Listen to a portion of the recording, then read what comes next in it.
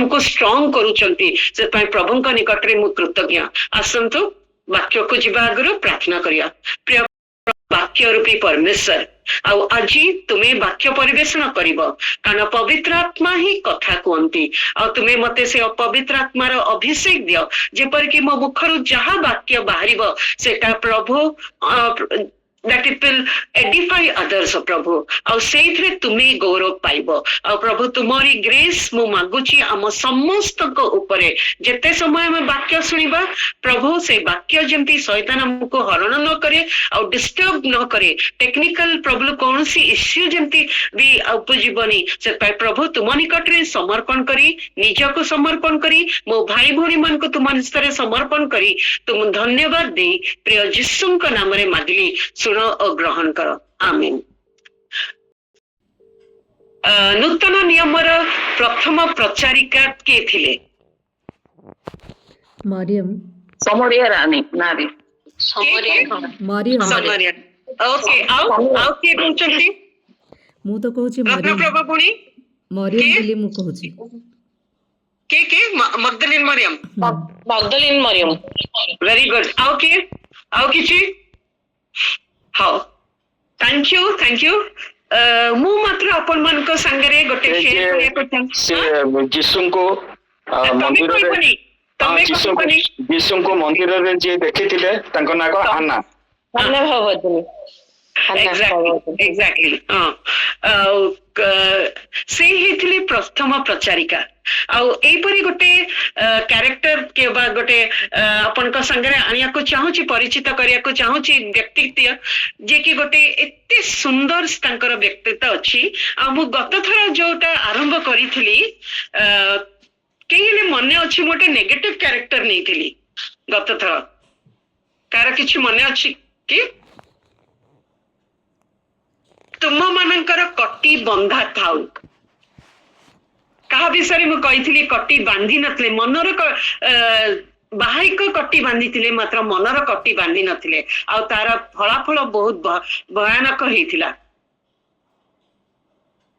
हाँ मु बने पकेया दौ चाहूची मु कही लोटंक स्त्री विषय रे ओके आज तार नेक्स्ट तुम मानक कटी बंधा थाउ ओ प्रदीप जळु थाउ एई प्रदीप जळु थाउ उपरे मु आज फोकस करिवि आ प्रभु विवाह उत्सव रे फेरी आसी द्वार रे आघात करिबा मात्रे जो लोक माने ताहांक निमंते सेई खणी द्वार फिटाइबा को अपेक्षा रे थांती तुमे माने सेमानकर परी होई रही थाओ। यूजुअली हमने जेतरे में एटा भाबू प्रदीप जळु थाओ हमको गोटे उदाहरण आसी जाए जो सुबुद्धि कन्या और निर्बुद्धि कन्या विषय मात्र मु आज आपण मान को कहबा को चाहूची एपरी जो व्यक्तित्व अन्ना विषय आ से जदि हमें तांको विषय हमें टिके पढ़िबा हमें पाई परिबा तांको लोक लिखित सुसमाचार हमें जदि लोक लिखित सुसमाचार हमें जदि आसीबा तार 36 पदरु सेठी एपरी लेखा थाए टिके जस्ट 1 मिनट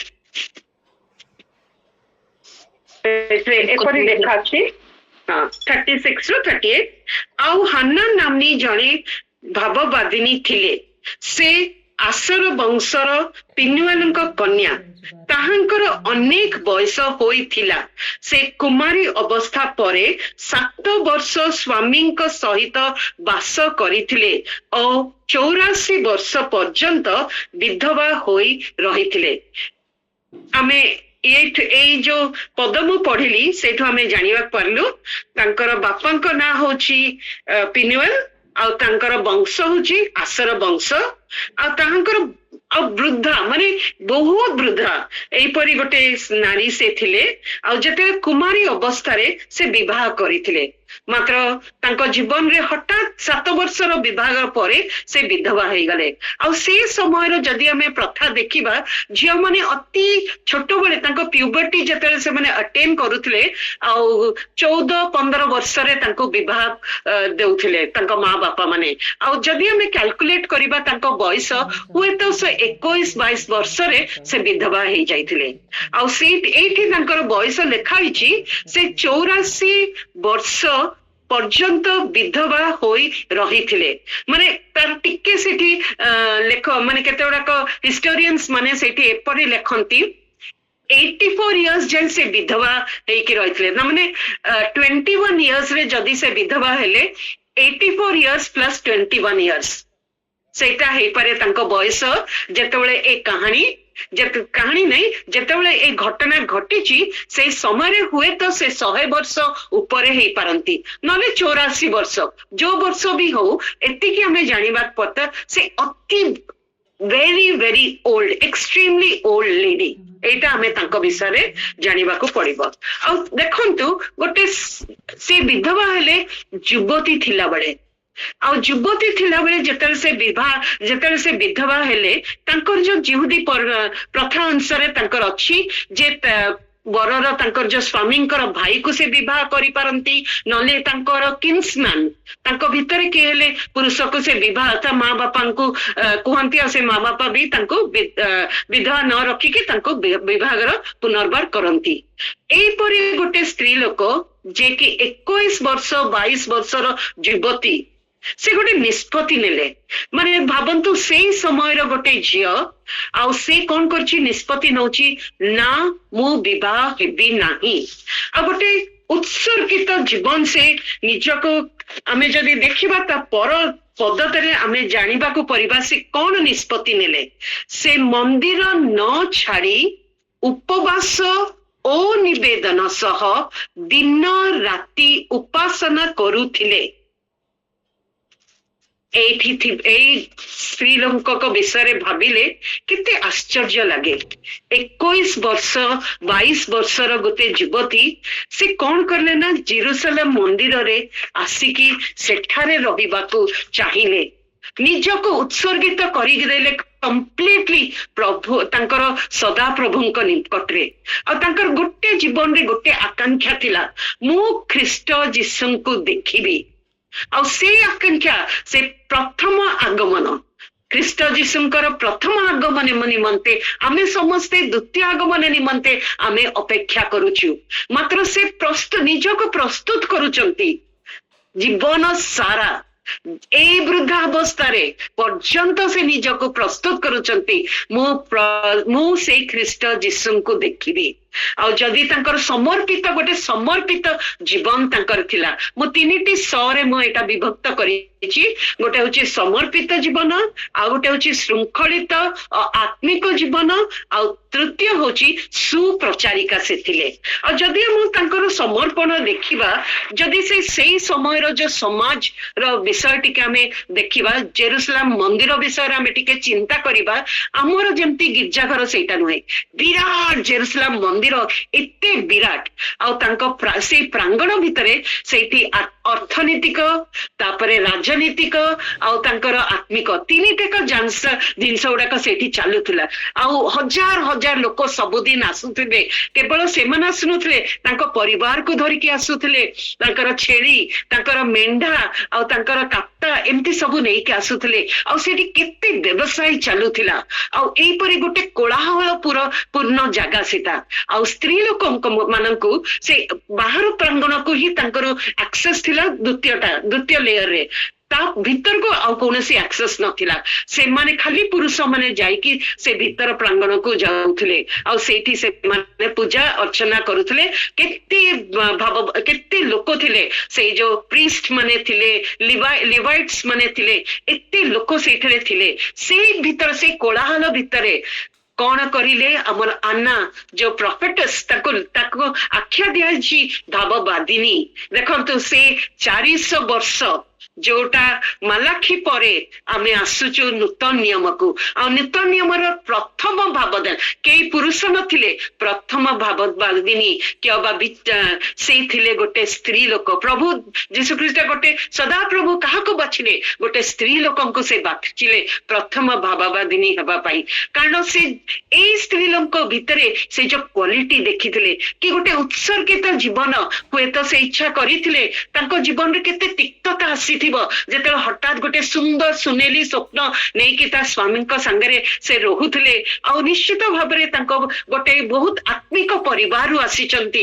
ପିନିୱାଲଙ୍କ ପରିବାର ବିଷୟରେ କିଛି କହେନି, ମାତ୍ର ଯଦି ଆମେ ଆନ୍ନାଙ୍କର ଜୀବନ ଦେଖୁ ନିଶ୍ଚୟ ତାଙ୍କର ପରିବାରର ପ୍ରଭାବ ତାଙ୍କ ଉପରେ ପଡିଛି, ଆଉ ସେଥିପାଇଁ ସେ ନିଷ୍ପତ୍ତି ନେଲେ ଯେ ମୁଁ ମନ୍ଦିରକୁ ଛାଡିକି ଯିବି ନାହିଁ।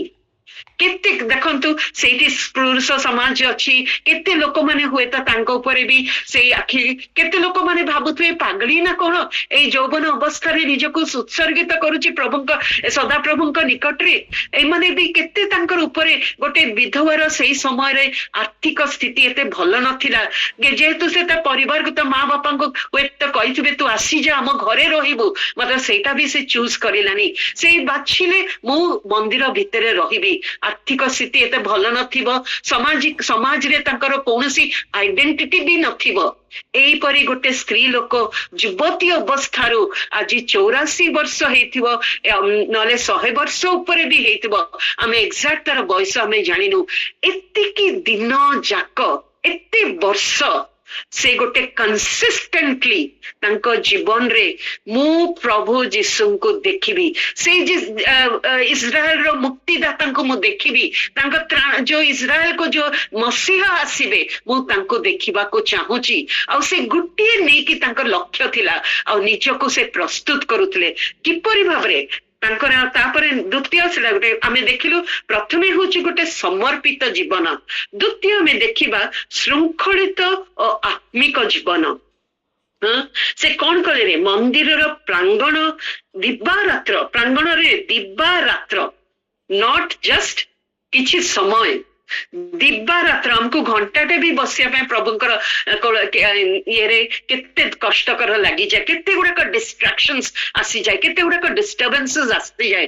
ମାତ୍ର ଏଇ ସ୍ତ୍ରୀ ଲୋକ ସେ ଦିବା ରାତ୍ର ସେ କଣ କରୁଛନ୍ତି ନା ପ୍ରାର୍ଥନା, ଉପବାସ, ନିବେଦନ ଓ ଉପାସନା କରୁଥିଲେ।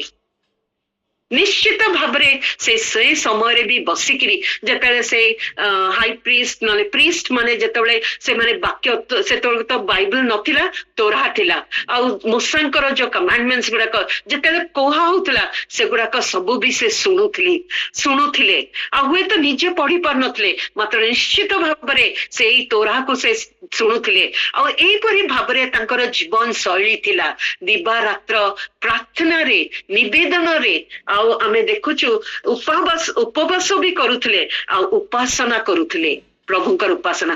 ଏଇପରି ଭାବରେ ସେ ପ୍ରସ୍ତୁତ ହଉଥିଲେ କାହାକୁ ଭେଟିବା ପାଇଁ, ପ୍ରଭୁ ଯୀଶୁଙ୍କୁ ଭେଟିବା ପାଇଁ। ସେ ତାଙ୍କର ଗୋଟିଏ ଖାଲି ମାତ୍ର ତାଙ୍କର ଜୀବନର ଡିଜାୟାର ଥିଲା, ପର୍ପସ ଥିଲା, ଆମ୍ବିସନ ଥିଲା, ମତେ ଆଉ କୌଣସି ଜାଗତିକ ଜୀବନ ଦରକାର ନି, ମାତ୍ର ମୋର ଗୋଟିଏ ବିଷୟ ଦରକାର, ମୁଁ ସେଇ ପ୍ରଥମ ଆଗମନ ଯେତେବେଳେ ହବ ମୁଁ ପ୍ରସ୍ତୁତ ହେଇକି ରହିବି, ଆଉ ଖ୍ରୀଷ୍ଟ ଯୀଶୁଙ୍କୁ ମୁଁ ଦେଖିବି।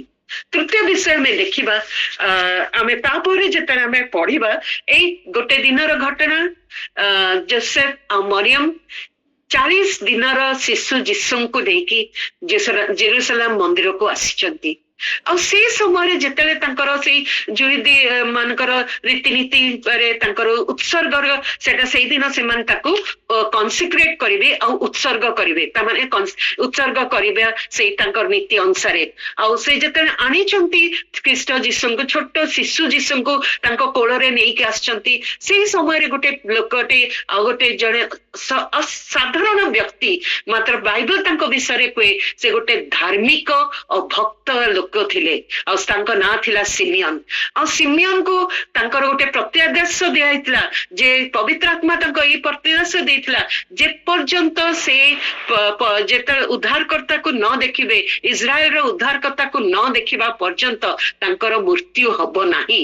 ଆଉ ସେଥିପାଇଁ ସେ ବି ଜଗିଥିଲେ, ମୁଁ କୋଉ ଦିନ ସେଇ ଶିଶୁ ଯୀଶୁଙ୍କୁ ଦେଖିବି, କୋଉ ଦିନ ମୁଁ ମୁକ୍ତିଦାତାଙ୍କୁ, ଇସ୍ରାଏଲର ମୁକ୍ତିଦାତାଙ୍କୁ ଦେଖିବି। ଆଉ ଯେତେବେଳେ ଏମାନେ 2 ଜଣ ଆସୁଛନ୍ତି, ତାଙ୍କର ଛୋଟ ଶିଶୁ ଯୀଶୁଙ୍କୁ ଧରିକି ଆସୁଛନ୍ତି, ତାଙ୍କୁ ପବିତ୍ର ଆତ୍ମା ତାଙ୍କୁ କହିଲା ଯାଅ ତୁମେ ସେଇ ଇଏକୁ ଜେରୁସାଲେମ ଇଏରେ, ଆମେ ଯଦି ସେଟା ପାଇବା ଆମେ ପଢିପାରିବା, ସେଟା ସେଇ ଦ୍ୱିତୀୟ ପର୍ବରେ ଅଛି, ସେଟା ଆମେ 27 ପଦରେ ପଢିବା। ପ୍ରଭୁଙ୍କ ପ୍ରଭୁଙ୍କ ଅଭିଷିକ୍ତଙ୍କର ଦର୍ଶନ ନ ପାଇଲେ ତାଙ୍କର ଯେ ମୃତ୍ୟୁ ହେବ ନାହିଁ, ପବିତ୍ର ଆତ୍ମାଙ୍କ ଦ୍ୱାରା ତାଙ୍କୁ ଏହି ପ୍ରତ୍ୟାଦେଶ ଦିଆହେଇଥିଲା। ସେ ଆତ୍ମାଙ୍କ ଦ୍ୱାରା ଚାଳିତ ହୋଇ ମନ୍ଦିରକୁ ଆସିଲେ। ପୁଣି ଶିଶୁ ଯୀଶୁଙ୍କୁ ପିତାମାତା ଯେତେବେଳେ ତାହାଙ୍କ ବିଷୟ ବ୍ୟବସ୍ଥା ବିଧି ଅନୁଯାୟୀ କ୍ରିୟା କରିବାକୁ ନିମନ୍ତେ ତାହାଙ୍କୁ ଭିତରକୁ ଆଣିଲେ, ସେତେବେଳେ ସେ ତାହାଙ୍କୁ କୋଳରେ ଘେନି ଈଶ୍ୱରଙ୍କ ସ୍ତବ କରୁଥିଲେ। ଆଉ ଆମେ ଦେଖୁଛୁ ଏଠି ଆଉ ଗୋଟେ କ୍ୟାରେକ୍ଟର, ସେ କଣ କଲେ ନା ସେ ତାଙ୍କୁ କୋଳରେ ଧରିଲେ। ଆଉ ଯେତେବେଳେ ସେ ସ୍ତବ କରୁଛନ୍ତି ସେଇ ସମୟରେ ଆମର ଆନ୍ନା ଯୋଉ ପ୍ରଫେଟେସ୍, ସେ ଯୋଉ ଭବିଷ୍ୟବାଣୀ, ଆଉ ସେହି ସମୟରେ ହାନ୍ନା ଦୌଡ଼ି ଆସି ସେ ଚିହ୍ନିଲେ ଏହି ଯୀଶୁ ଅବା ମସିହ। ମାନେ ଆପଣ ଭାବି ପାରୁଛନ୍ତି କେତେ ଶିଶୁ ମାନେ ତାଙ୍କ ମା ବାପାଙ୍କୁ ନେଇକି ଆସିଥିଲେ। ମାତ୍ର ପବିତ୍ର ଆତ୍ମା କଣ କଲେ ନା ସେଇ ଆନ୍ନାଙ୍କର ତାଙ୍କର ଆତ୍ମିକ ଚକ୍ଷୁ ପ୍ରଭୁ ତାଙ୍କର ସେଇଦିନ ଉନ୍ମୁକ୍ତ କଲେ। ଆଉ ସେ ଜାଣିପାରିଲେ ଏତେ ଶିଶୁ ମାନଙ୍କ ମଧ୍ୟରେ ଏଇ ଶିଶୁ ହଉଛନ୍ତି ଯୀଶୁ ଖ୍ରୀଷ୍ଟ। ଆପଣ ଭାବି ପାରୁଛନ୍ତି ଗୋଟେ 84 ବର୍ଷର ସ୍ତ୍ରୀ ଲୋକ କି ଡେଇଁ ସେ ଆସିଥିବେ ସେ ଯୀଶୁ ଖ୍ରୀଷ୍ଟଙ୍କୁ ଦେଖିବା ପାଇଁ। ଆଉ ସେ ଶିଶୁ ଯୀଶୁ ଏଇ ହଉଛନ୍ତି ଇସ୍ରାଏଲର ମୁକ୍ତିକର୍ତ୍ତା। ସେଠି ତ କେହି ଜାଣି ପାରୁନଥିଲେ। ସେଇ ଯୋଉ ଯାଜକ ମାନେ ବି ଥିଲେ, କେତେ ଯାଜକ ଥିବେ ସେଇ ପ୍ରାଙ୍ଗଣରେ, ସେଇ ଯୋଉ ମନ୍ଦିର ଭିତରେ, ମାତ୍ର ସେମାନେ ବି ଜାଣି ପାରୁନଥିଲେ ଏ ହଉଛି ଖ୍ରୀଷ୍ଟ ଯୀଶୁ ବୋଲି। ମାତ୍ର ସେଇ ଶିଶୁ ଯୀଶୁଙ୍କୁ ସେ ଦେଖିକି ଏତେ ଆନନ୍ଦିତ ହେଇଗଲେ। ତାଙ୍କ ବିଷୟରେ ସେଠି ଲେଖା ହଉଛି ସେ କଣ କରିଲେ ଆମେ ଦେଖୁଛୁ, ଜଷ୍ଟ ଗୋଟେ ମିନିଟ। ସେ କଣ କଲେ ଆମେ ଦେଖୁଛୁ, ସେ ମନ୍ଦିର ନ ଛାଡି ସେହି ଦାଣ୍ଡରେ ସେ ଉପସ୍ଥିତ ହୋଇ ଯେତେବେଳେ ସିମିୟନ ସେ ଛୋଟ ଶିଶୁ ଯୀଶୁଙ୍କୁ ଧରିକିରି ଆଉ ତାଙ୍କର ସ୍ତବ ଗାନ କରୁଛନ୍ତି, ସେତେବେଳେ ସେଇ ଦଣ୍ଡରେ ସେ ଉପସ୍ଥିତ ହୋଇ ଈଶ୍ୱରଙ୍କ ପ୍ରଶଂସା କରୁ କରୁ ଜେରୁସାଲେମର ସହରର ମୁକ୍ତି ଅପେକ୍ଷାରେ ଥିବା ସମସ୍ତଙ୍କୁ ତାହାଙ୍କ ବିଷୟ କହିବାକୁ ଲାଗିଲେ। ସେ ଚୁପ୍ ହେଇକି ରହିପାରିଲେନି। ସେ ନିଜକୁ ନିଜ ସେ ଆନନ୍ଦ ଯୋଉ ପାଇଛନ୍ତି ଶିଶୁ ଯୀଶୁଙ୍କୁ ଦେଖିକି ସେ କଣ କରିଲେ ନା ଯେତେ ଜଣ ମାନେ ସେ ଆପଣ ଭାବି ପାରୁଛନ୍ତି ଗୋଟେ ସ୍ତ୍ରୀ ଲୋକଟା ଏତେ ବୃଦ୍ଧ ବୟସର ସେ ଯାଇକି ଲୋକମାନେ ଖୁବ ଭାବୁଥିବେ ଏ ପାଗଳିଟା ନା କଣ ଏମିତି କଣ ବ୍ୟବହାର କରୁଛି। ମାତ୍ର ତାଙ୍କର ଯୋଉ ଆନନ୍ଦ, ତାଙ୍କର ଯୋଉ ଡିଜାୟାର ଥିଲା ମୁଁ ପ୍ରଭୁଙ୍କୁ, ମୁଁ ସେଇ ଶିଶୁ ଯୀଶୁଙ୍କୁ, ମୁଁ ଜେରୁସାଲେମର ମୁକ୍ତିଦାତାଙ୍କୁ ଦେଖିବି। ଆଉ ତାଙ୍କର ଯୋଉ ଡିଜାୟାରଟା ଫୁଲଫିଲ ହେଲା।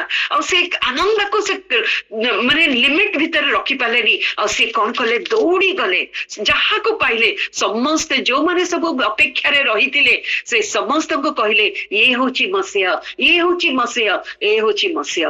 ପ୍ରିୟ ଭାଇ ଭଉଣୀ ମାନେ, ଆମେ ଦେଖିଲୁ ସେ ପ୍ରଥମ ଆଗମନ ନିମନ୍ତେ କେତେ ସେ ପ୍ରସ୍ତୁତି କଲେ। ଆଜି ପ୍ରଭୁ ଆମକୁ ସେଇ ଗୋଟେ ପ୍ରଶ୍ନ ପଚାରିବାକୁ ଚାହୁଁଛି, ଆମେ ଯେତେବେଳେ ସେ ଦ୍ୱିତୀୟ ଆଗମନ ନିମନ୍ତେ ଆମେ କେତେ ପ୍ରସ୍ତୁତ ହଉଛ? ଆମେ ତ ପ୍ରଦୀପ ଜଳେଇ ରଖୁ ପାରୁଛୁ ନା ନାହିଁ? ଏଇ ସ୍ତ୍ରୀ ଲୋକ 100 ବର୍ଷ ପରେ ବି ସେ ତାଙ୍କର ପ୍ରଦୀପ ଜଳେଇ ରଖିଲେ, ପ୍ରତ୍ୟେକଟି ଦିନ, ପ୍ରତ୍ୟେକଟି ମୁହୂର୍ତ୍ତ, ଦିବା ରାତ୍ର। ମାତ୍ର ଆମେ କିପରି ଭାବରେ ଆମର ସେଇ ପ୍ରଦୀପ ଜଳେଇବା? କିଛି ଟିକେ କହି, ମୋର ଟାଇମ ଅଲରେଡି ହେଇଗଲାଣି, ମୁଁ ଅଳ୍ପ ଟିକେ କହିକି ତାପରେ ଶେଷ କରିବି। ରୋମିଓ 13 ତାର 12 ପର୍ବରେ ଏପରି ଲେଖାଯାଏ, ରାତ୍ରି ପାହାନ୍ତା ହେଉଅଛି, ଦିବସ ସନ୍ନିକଟ, ଅତଏବ ଆସ ଆମେ ମାନେ ଅନ୍ଧକାରର କର୍ମ ସବୁ ପରିତ୍ୟାଗ କରୁ। ପ୍ରଥମ ବିଷୟ, ଆମ ପ୍ରସ୍ତୁତିର ପ୍ରଥମ ବିଷୟ ହଉଛି ଅନ୍ଧକାରର କର୍ମ ସବୁ ପରିତ୍ୟାଗ କରିବା। ଆଉ ତାର ଲିଷ୍ଟ ପୁରା ତଳୁ ଦିଆହେଇଛି, ରଙ୍ଗରସ ଓ ମତତାରେ, ଲମ୍ପଟତାରେ ଓ କାମକତାରେ, ବିବାଦ ଓ ଈର୍ଷାରେ ଆଚରଣ ନ କରି ଆସ ଆମେ ମାନେ ଦିବସର ବିହିତ ଭଦ୍ର ଆଚରଣ କରୁ। ତ ପ୍ରଥମେ ଆମେ ଦେଖିଲୁ ଅନ୍ଧକାରର କର୍ମ ସବୁ ପରିତ୍ୟାଗ କରିବା ପଡିବ। ଦ୍ୱିତୀୟ ଆମେ ଦେଖିବା କରି ଆଲୋକର ସଜ୍ଜା ପରିଧାନ କରୁ। ଆମେ କିପରି, କାରଣ ଆମେ ହଉଛୁ ଆଲୋକର ସନ୍ତାନ, ଆମକୁ ପ୍ରଦୀପ ଜଳିବାକୁ ପଡିବ। ଆଉ ପ୍ରଦୀପ ମାନେ କଣ? ଆଲୋକ। ପ୍ରଦୀପର ଗୋଟେ କାର୍ଯ୍ୟ ହଉଛି ଆଲୋକ ଦିଏ। ଆଉ ପ୍ରଭୁ ଆମକୁ ଆଲୋକର ସନ୍ତାନ ଭିତରେ ଆଲୋକର ସଜ୍ଜା ପରିଧାନ କରୁ। ସେଟା କିପରି ଭାବରେ, ତାର ପରିଧାନ ମାନେ କଣ? ଏଇ ଆଲୋକର ପରିଧାନ ଆମେ ତା ପର ପଦରେ ଦେଖିବାର, ପୁଣି ପ୍ରଭୁ ଯୀଶୁ ଖ୍ରୀଷ୍ଟଙ୍କୁ ତୁମ୍ଭେ ମାନେ ବସ୍ତ୍ର ରୂପେ ପରିଧାନ କର, ଆଉ କୁ ଅଭିଳାଷ ତୃପ୍ତି ନ କରି କରିବା ସକାଶେ ଶରୀର ନିମନ୍ତେ ଆୟୋଜନ କର ନାହିଁ। ଖ୍ରୀଷ୍ଟ ଯୀଶୁଙ୍କ କୁ ଆମେ କଣ କରିବାକୁ ପଡିବ? ବସ୍ତ୍ର ରୂପେ ପରିଧାନ କରିବାକୁ ପଡେ। ତାମାନେ ଆମେ ତାଙ୍କ ପ୍ରତିବିମ୍ବ ହେବା। we have to be his reflection in this world। ଆଉ ସେଇଟା ପ୍ରଭୁ ଆମକୁ ଚାହୁଁଛି। ଯଦି ଆମେ ପ୍ରଦୀପ ଜଳିବାକୁ ଚାହୁଁଛୁ, ପ୍ରଦୀପ ସେ ଜୀବନର ଶେଷ ପର୍ଯ୍ୟନ୍ତ, ଆଉ ତାଙ୍କ ଆଗମନ ନିମନ୍ତେ ଯଦି ଆମେ ଜଗି ରହିଛୁ, ଆଉ ସେ ଆମକୁ କଣ କରିବାକୁ, ପ୍ରଥମେ ଆମେ ଦେଖିଲୁ ଆମକୁ କର୍ମ ଅନ୍ଧକାରର କର୍ମ ସବୁ ପରିତ୍ୟାଗ କରିବାକୁ ପଡିବ। ଦ୍ୱିତୀୟରେ ଆମେ ଦେଖୁଛୁ ଆଲୋକର ସଜ୍ଜା ପରିଧାନ କରୁ। ସେଟା କିପରି ଭାବରେ ଆଲୋକର ସଜ୍ଜା ପରିଧାନ କରୁ? ପ୍ରଭୁ ଯୀଶୁ ଖ୍ରୀଷ୍ଟଙ୍କୁ ତୁମେ ମାନେ ବସ୍ତ୍ର ରୂପେ ପରିଧାନ। ଯେତେବେଳେ ଆମେ ପ୍ରଭୁ ଯୀଶୁଙ୍କୁ ବସ୍ତ୍ର ରୂପରେ ପରିଧାନ କରୁ, ସେତେବେଳେ ଆମେ କଣ କରୁ ନା ଆଲୋକର ସଜ୍ଜାରେ ପରିଧାନ କରୁ। ଆଉ ଦ୍ୱିତୀୟ ବିଷୟ ଆମେ ଦେଖିଲୁ, ସେଟା ଏଫେସିୟ 5:8 ଲେଖା ହେଇଛି, କାରଣ ତୁମ୍ଭେ ମାନେ ପୂର୍ବେ ଅନ୍ଧକାରରେ ଥିଲ। ଆମେ ପ୍ରଦୀପ ଆମର ଜଳୁ ନଥିଲା, ଆମେ ଅନ୍ଧକାରରେ ଥିଲୁ, ଆମେ ପାପ ଜୀବନରେ ସେ ଘାଣ୍ଟି ହଉଥିଲୁ। ମାତ୍ର କିନ୍ତୁ ଏବେ ପ୍ରଭୁଙ୍କ ସହଭାଗିତାରେ ଆଲୋକ ହୋଇଅଛୁ। ଆଲୋକର ସନ୍ତାନ ମାନଙ୍କ ପରି ଆଚରଣ କର। ଆଗରେ ଆମେ ପଢିଲୁ ଯେ ଆମେ ଭଦ୍ର ଭାବରେ ଆଚରଣ କରୁ। ଅବିକା ଦିଆ ହଉଛି ଆମକୁ କିପରି ଭାବରେ ଆଚରଣ କରିବୁ? ଆଲୋକର ସନ୍ତାନ ଭାବରେ ଆମକୁ ଆଚରଣ କରିବାକୁ ପଡିବ। ଆଉ ନେକ୍ସଟ ଆମେ ଦେଖୁଛୁ, କାରଣ ସମସ୍ତ ପ୍ରକାର ଉତ୍ତମତା, ଧାର୍ମିକତା ଓ ସତ୍ୟ ଆଲୋକର ଫଳ ସ୍ୱରୂପ। ଏଟା କେବଳ ସେତିକି ରହିଲାନି, ଆମେ ଅନ୍ଧକାରର କର୍ମ ସବୁ ପରିତ୍ୟାଗ କରିବା ପ୍ରଥମେ, ଦ୍ୱିତୀୟ ଆମେ ଆଲୋକର ସଜ୍ଜା ସୁସଜ୍ଜିତ ହେବା, ଖ୍ରୀଷ୍ଟ ପ୍ରଭୁଙ୍କୁ ତାଙ୍କ ବସ୍ତ୍ର ରୂପରେ ଆମେ ପରିଧାନ କରିବା, ତୃତୀୟରେ ଆମେ ଆଲୋକରେ ଆମକୁ ଆଚରଣ କରିବା। Walk age children of light. ଆମକୁ ଅନ୍ଧାରରେ ଥିଲୁ, ପ୍ରଭୁ ଆମକୁ ଆଲୋକରେ ଆସିଲେ। ଯୋଉ ସେ ନିଜେ ଆଲୋକ, ଆଉ ଆମକୁ ବି ଆଲୋକିତ କରିଛନ୍ତି। ସେ ଆମକୁ ଆଲୋକିତ କରିଛନ୍ତି। କାହିଁକି ଆଲୋକିତ କରିଛନ୍ତି? ଯେ ଆମେ କଣ କରିବା? ଆଲୋକର ସନ୍ତାନ ହିସାବରେ ଚାଲିବା, ଆଚରଣ କରିବା। ଆଉ ତାପରେ ଆମେ କଣ କରିବା? ସେତିକିରେ ରହିଯିବାନି, ଆମେ ଫଳ ଫଳିବା ତାଙ୍କ ନିମନ୍ତେ। ଆମେ ଜାଣିଛୁ ସେ ସୁବୁଦ୍ଧି କନ୍ୟା ଆଉ ନିର୍ବୁଦ୍ଧି କନ୍ୟାର ଯୋଉ ଦୃଷ୍ଟାନ୍ତ ଦେଇଥିଲା, ତାଙ୍କର ତୈଳ ସରିଗଲା, ଆଉ ସେମାନେ ଏଣେ ତେଣେ ବୁଲିଲେ ତୈଳ ଆଣିଲା ବେଳକୁ। ଆଉ ସେଇ ତୈଳ କଣ? ସେଟା ହଉଛି ପବିତ୍ର ଆତ୍ମାର। ସେଇ ତୈଳକୁ ବାକ୍ୟରେ ପବିତ୍ର ଆତ୍ମା ସାଙ୍ଗରେ ସେଇ କମ୍ପେୟାର କରାହେଇଛି। ଆଉ ପବିତ୍ର ଆତ୍ମାର ଫଳ ବି ଆମକୁ ଫଳିବାକୁ ପଡିବ। ତ ଆମେ ଗୋଟେ ସିକ୍ୱେନ୍ସ ୱାଇଜ ଦେଖୁଛୁ, ପ୍ରଭୁ ଆମକୁ ଏଇ ଜୀବନ ଯେତେ ଦେଇଛନ୍ତି, ଆମେ କଣ କରିବାକୁ ପଡିବ। ଆଉ ଶେଷରେ ଆମେ ସେଇ ତାଙ୍କର ବାକ୍ୟ, ଯୋଉ ଆଲୋକରେ ଆମେ ଆଲୋକିତ ହେଇଛୁ, ଅନ୍ୟମାନଙ୍କୁ ବି ଆମେ ଆଲୋକ କରିବା। ପ୍ରଭୁ ଆମ ସମସ୍ତଙ୍କୁ ଗୋଟେ ଆଲୋକ, you are the light of the world. ଆମକୁ you are like the light and salt. ଆମର ଲାଇଟ୍ ଆମକୁ ଯେତେବେଳେ ଆଲୋକିତ, ଆମର କାର୍ଯ୍ୟ କଣ, ଆମର ରେସ୍ପନ୍ସିବିଲିଟି କଣ? That we should dispel the darkness.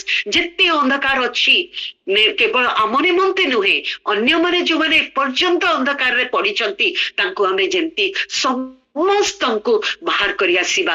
ସେଇଦିନ ଆନାର ଜୀବନରେ ଆମେ ଦେଖିଲୁ, ସେ ଗୋଟେ ସମର୍ପିତ ଜୀବନ ଯାପନ କରୁଥିଲେ। ଦ୍ୱିତୀୟରେ ଆମେ ଦେଖିଲୁ ଗୋଟେ ଶୃଙ୍ଖଳିତ ଭାବରେ ଜୀବନ ସାରା, ଯେ ପର୍ଯ୍ୟନ୍ତ ସେ ପ୍ରଭୁଙ୍କୁ ଦେଖି ନାହାନ୍ତି, ଖ୍ରୀଷ୍ଟ ଯୀଶୁଙ୍କୁ ଦେଖି ନାହାନ୍ତି, ସେ ଜେରୁସାଲେମର ମୁକ୍ତିଦାତାଙ୍କୁ ଦେଖି ନାହାନ୍ତି, ସେ ପର୍ଯ୍ୟନ୍ତ ସେ ତାଙ୍କର ଜୀବନର ଶୈଳୀ ସେ କମ୍ପ୍ଲିଟଲି ଗୋଟେ ପୃଥକିତ ଜୀବନ ଯାପନ କରିକି ମନ ମନ୍ଦିରର ପ୍ରାଙ୍ଗଣରେ ବସିକି ସେ ଉପାସନା କରୁଥିଲେ ପ୍ରଭୁଙ୍କର। ସବୁ ସମୟରେ ଦିବା ରାତ୍ରି ଆମେ ହୁଏତ ସେଟା କରିପାରିବାନି, ମାତ୍ର ପ୍ରଭୁ ଆଜି ଆମକୁ କହୁଛନ୍ତି ତୁମେ ହଉଛ ଆଲୋକର ସନ୍ତାନ, ଅନ୍ଧକାରର ଯୋଉ ସବୁ କାର୍ଯ୍ୟ ଗୁଡିକ ପରିତ୍ୟାଗ କର, ନିଜକୁ ସୁସଜ୍ଜିତ କର। କୋଉ ଭାବରେ ସୁସଜ୍ଜିତ କର? ସେଇ ଆଲୋକର ଖ୍ରୀଷ୍ଟ ଯୀଶୁଙ୍କର ତାଙ୍କର ବସ୍ତ୍ରକୁ ତୁମେ ପରିଧାନ କର। ଆଉ ତାପରେ କହୁଛନ୍ତି ଆମକୁ ଆଲୋକରେ ଆଚରଣ କର, କାରଣ ତୁମେ ଅନ୍ଧକାର ସନ୍ତାନ ନୁହେଁ, ଏପରି ଆଲୋକର ସନ୍ତାନ। ତୁମେ ଆଲୋକରେ ଆଚରଣ କର। ଆଉ ଶେଷ ଆଉ ଗୋଟେ କହୁଛନ୍ତି ତୁମେ ଆଲୋକର ଫଳ ଯୋଉଟା କି ଆମେ ଦେଖିଲୁ, ଭଦ୍ରତା ଆମେ ଦେଖିଲୁ, ତା ସାଙ୍ଗରେ ଆମେ ଦେଖୁଛୁ ଉତ୍ତମତା, ଧାର୍ମିକତା ଆଉ ସତ୍ୟ। ତା ସାଙ୍ଗରେ ଗାଲାତିରେ ଯୋଉ ଲେଖା ହେଇଛି ଯୋଉ ଫଳ ଗୁଡିକ ପବିତ୍ର ଆତ୍ମାର ଫଳରେ ଆମେ ଫଳିବା, ଆଉ ସେତିକି ଆମେ ରହିପାରିବାନି, ମାତ୍ର ଅନ୍ୟମାନଙ୍କୁ ଯୋଉ ଆଲୋକରେ ଆମେ ଆଲୋକିତ ହେଇଛୁ ସେ ଆଲୋକକୁ ଅନ୍ୟମାନଙ୍କୁ ବି ଆକର୍ଷିତ କରିବା। ପ୍ରଭୁ ଏଇ ବାକ୍ୟ ଉପରେ ଆଶୀର୍ବାଦ କରନ୍ତୁ। ପ୍ରେଜ୍ ଦ ଲର୍ଡ।